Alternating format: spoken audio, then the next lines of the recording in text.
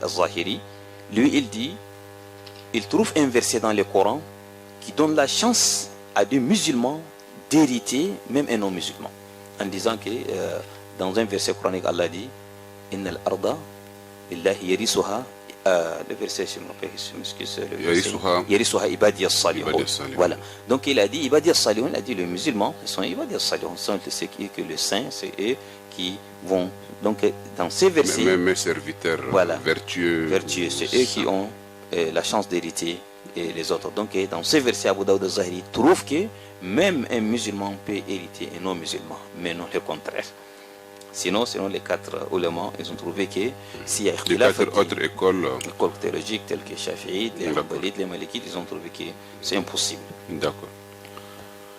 Merci, Cheikh, pour ces clarifications. Je m'en vais tout à l'heure vous poser une autre question qui est, nous voulons chercher maintenant à savoir pourquoi ou quelles sont les raisons, quels sont les argumentaires donnés pour en islam, pour la question posée tout à l'heure par Mohamed Saleh et plusieurs également de nos auditeurs ou des fidèles se posent la même question, et même les non-musulmans se posent la question sur cet aspect, et ça fait débat aujourd'hui.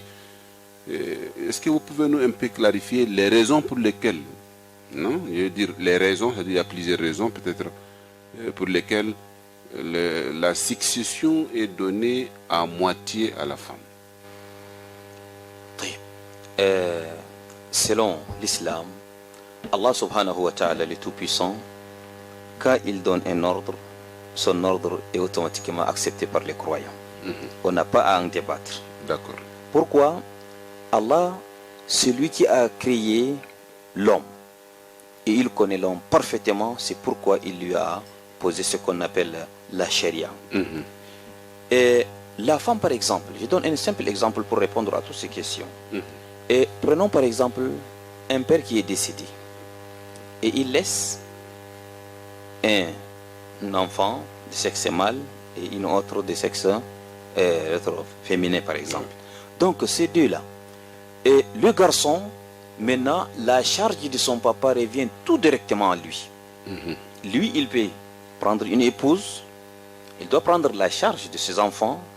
S'il est apte, il peut prendre même la charge de ses petits frères dont son papa a laissé.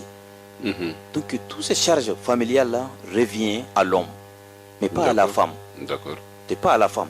Donc c'est pourquoi Allah a vu cet homme-là aura la charge, c'est pourquoi il aura le 2 fois plus que la femme. Donc or, si c'est la femme, même si elle prend ses biens, donc elle va l'amener, c'est une autre famille. Une autre famille qui n'a aucun lien à ces biens-là. Donc c'est pourquoi Allah a trouvé qu'on ne peut pas interdire, comme elle est la fille du défunt, mais il aura un demi. Et le garçon aura 2 fois le plus. Et le prophète alayhi salatu wassalam nous rassure aussi dans un hadith que après que Jabir est décédé, un compagnon du prophète, qu'Allah l'agrée, mais son fils Abdullah ibn Jabir est venu vers le prophète. Il dit: oh cher prophète, mon papa est décédé pendant la bataille de Uhud et il a laissé 9 ou 7 filles, si je me rappelle bien. 7 filles. Selon les hadiths. Lui, il est le fils unique. Donc c'est lui qui va s'en charger de ses sœurs. Et son père encore, il est décédé, mais il a des têtes en lui. Donc le prophète lui a dit: A'anak Allah. Que Dieu t'aide. Oui, que Dieu t'aide parce que tu as une charge. Et c'est ainsi que lui, il s'est marié à une grande femme. C'est pas une petite. Et le prophète lui a posé la question pourquoi. Elle a dit: parce que j'ai des filles, des sœurs qui sont grandes. Il faut absolument que je cherche une grande pour qu'ils peuvent rester tranquillement dans la maison. Si c'est une petite fille, de la cohésion familiale. C'est difficile qu'elles vont s'entendre. Et quant aux dettes, je travaille et je me peine pour aller payer les dettes de mon papa. Donc si on voit bien ces hadiths, c'est pour nous dire que l'homme, après le décès de son papa, c'est lui qui s'en charge de beaucoup de choses. Donc Allah, quand il lui a donné 2 fois plus que la femme, vraiment c'est quelque chose qui ne demande même pas qu'on en discute. D'accord.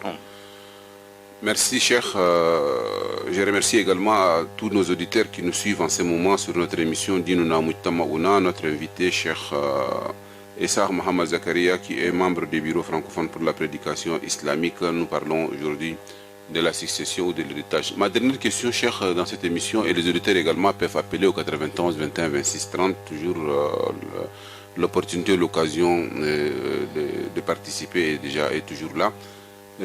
Qu'est-ce qu'on hérite? Généralement, qu'est-ce qu'on hérite? Est-ce qu'on hérite de tout comme de l'argent ou de l'argent comme du tout? Il y a des choses qu'on ne peut pas l'évaluer à la valeur pécuniaire d'argent et autres. Bon, l'héritage, même sa définition nous dit donc c'est un bien qui accepte d'être converti en argent et puis le distribuer aux intéressés. Donc on doit absolument convertir en argent. Voilà, on peut convertir. On ne peut pas hériter sans pouvoir convertir en argent. Même si on peut hériter... Ce n'est pas une question de fatwa, mais c'est une question d'argumentaire, d'éclaircissement. Donc, parce que si la chose ne mérite pas d'être distribuée aux héritiers, ça serait un peu difficile. On évalue, et puis la valeur va se donner, les uns les autres vont s'entendre.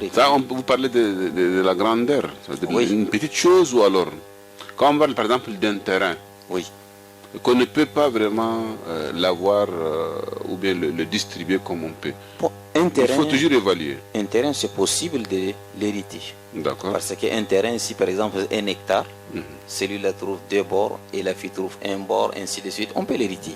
Mais du moment où une petite portion, même si on distribue, l'autre trouve une portion de 2-3 mètres, là on évalue pour bien distribuer les choses. Sinon, on va entrer dans les risques. Parce que l'héritage, c'est quelque chose de très risquant. Même 1 centime, si on trouve, s'il y a la possibilité de les distribuer, on doit en distribuer.